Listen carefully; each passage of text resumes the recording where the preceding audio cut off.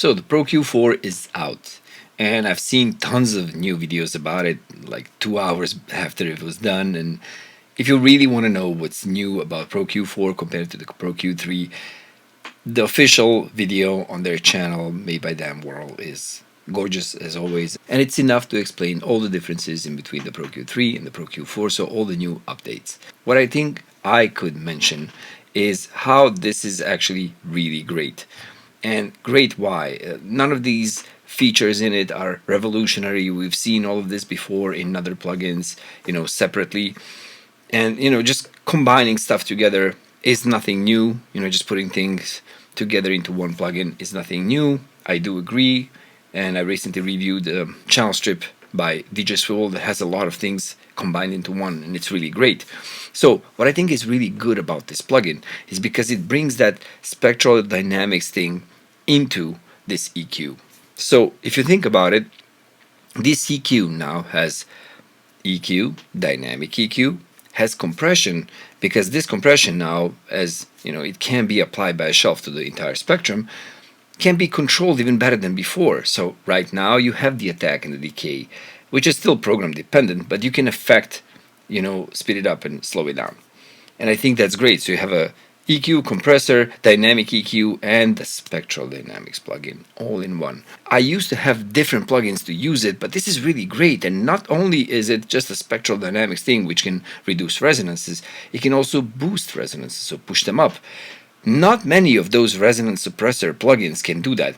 And I should know, I have a lot of videos about them on this channel. So I'm a fan of those processing units for specific reasons, not all the same, but this is really great. So in the EQ that I guess I'm going to be using, I don't know if I'm going to be trying to find somebody to buy off my license for Kirchhoff EQ. So in my opinion, there is only one thing I think it's missing, and that's when you actually do that resonance suppression thing.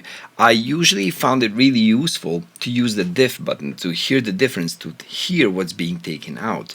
You can't do that here, although you can boost those resonances even further. So you can boost those harmonics that are punching up through the threshold, you can boost them even further.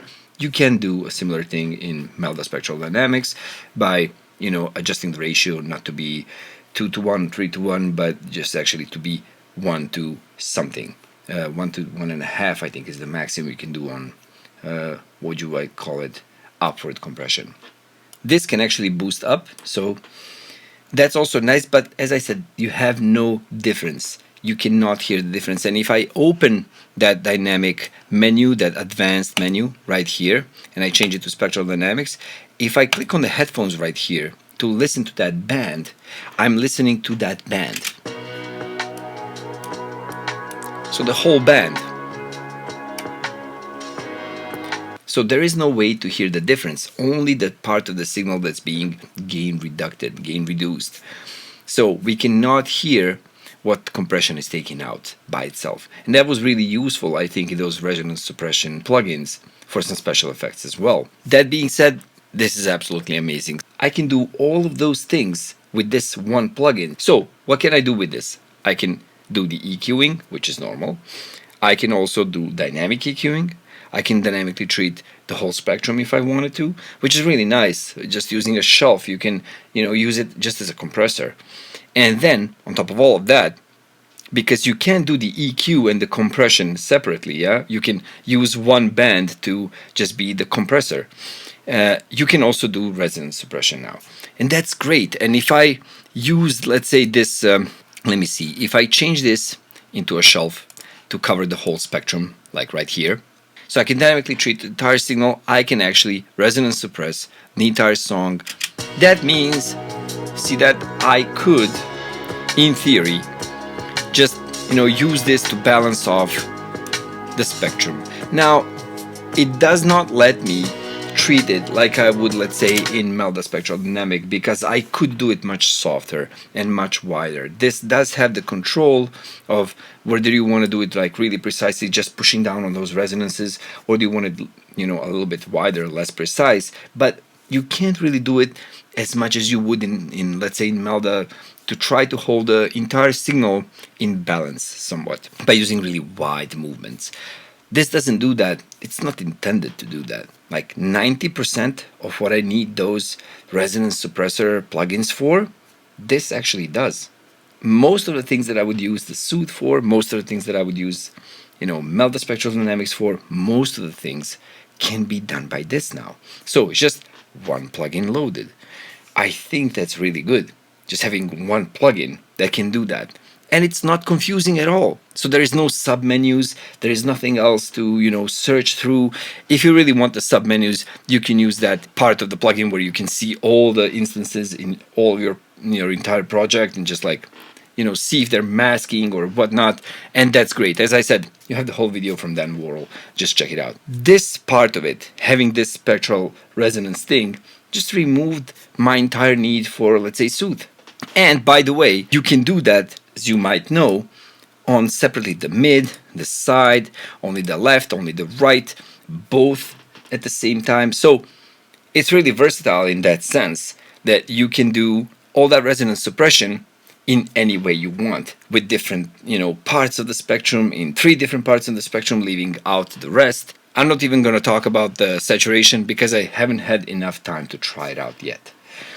I think it sounds good from what I've heard so far, but I think it really depends on the input signal, on what it's being treated. So I heard one content creator that they missed out on not having AI in their plugin. I don't know why they need it. Like, AI for what? What's so great about AI? Which AI plugin is so amazing? Okay, Isotope Ozone gets you a really nice starting point for mastering if you don't know what you're doing. It's really nice. It might give you some suggestions that you as a mastering engineer even might not, get an idea for. Maybe just take from it, I like this stereo expansion. I like what it did. I like what it noticed. Maybe I'm just going to use that as something that's going to speed up my workflow. Cool, no problem. The only AI plugin that I actually use in my daily usage is for making these videos. It's the Clarity from Waves, the one that takes out all the noise and everything. It just leaves my vocal. I don't want to smear AI's good name. I want to say that basically right now, I think it only helps people who have little to no clue about what to do with a certain plugin. It's gonna give them a nice starting point, and I think that's amazing. But it's just saying that they missed out on having AI in an EQ like this. I don't know. I don't see anything that AI would add to this plugin, honestly. So I think it's amazing, and I told you why. Now this one plugin is going to do the work of 3. So I could use this as a complete channel strip. Like, it does have the saturation, although mild, but it does have the saturation, EQ, dynamic EQ, compression, resonance suppression. I think that's quite enough. Listen, that's just my opinion. I really like the aesthetic of their plugins. I like the way they're easy to use. So if you agree with me, you can let me know in the comments, or just like the video. Or if you don't, dislike the video, or let me know in the comments. And also, if you want to learn more about music production, you can just go to mixingacademy.com. I have a course that's completely free, 40 plus hours long. Starts with electricity and acoustics and, some electrotechnics principles. So if you want to learn more about music production, just go there, and I'll see you in the next video. Bye.